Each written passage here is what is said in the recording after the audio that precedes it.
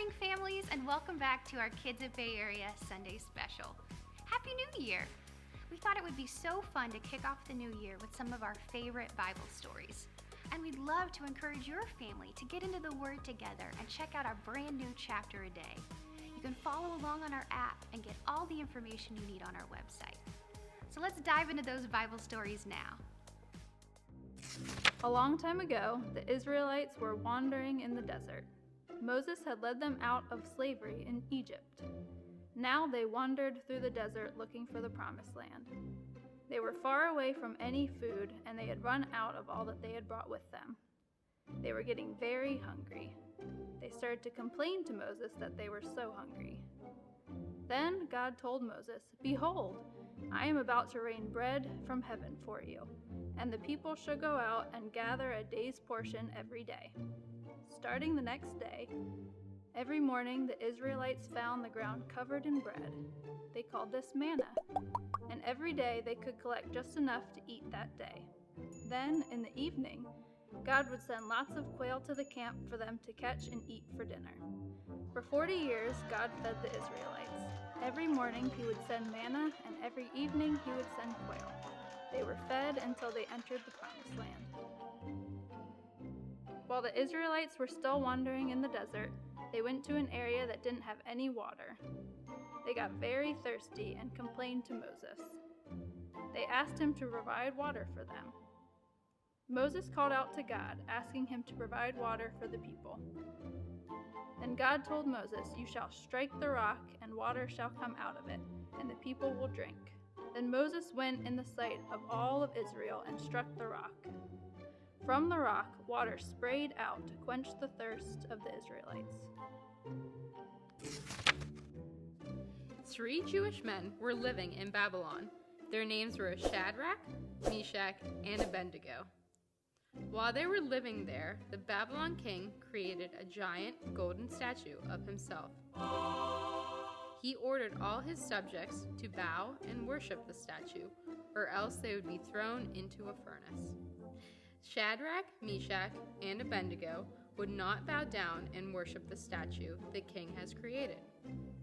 The king was angered that they refused to worship and heated the furnace 7 times hotter than normal. He tied up Shadrach, Meshach, and Abednego and had them thrown into the furnace.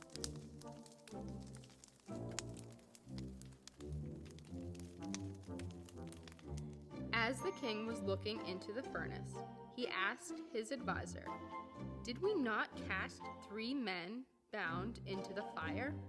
His advisor replied, "True, my king."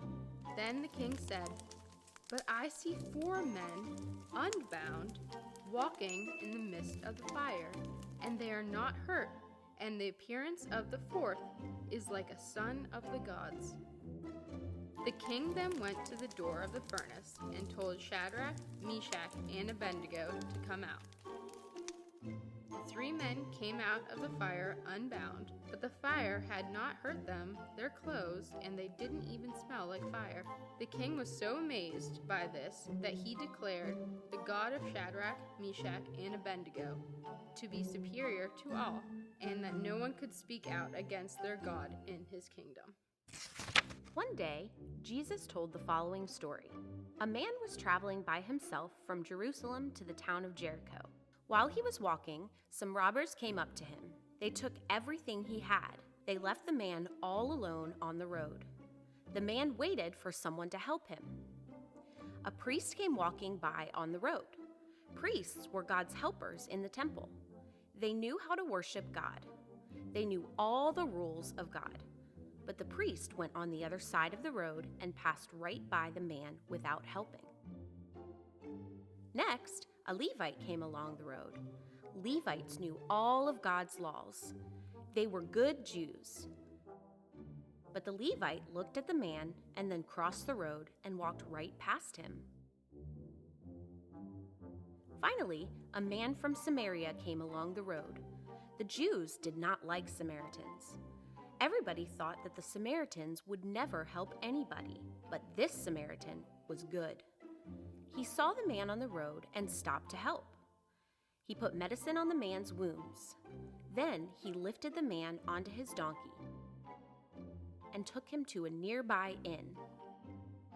He took care of the man all night to make sure that he was going to be well. The next morning, the Samaritan gave the innkeeper money for the injured man. He gave him enough money so that the man could stay at the inn until he felt better. He even told the innkeeper that he would come back next time he was traveling and pay more money if the man was still sick. The man got better and was thankful for the Samaritan's kindness.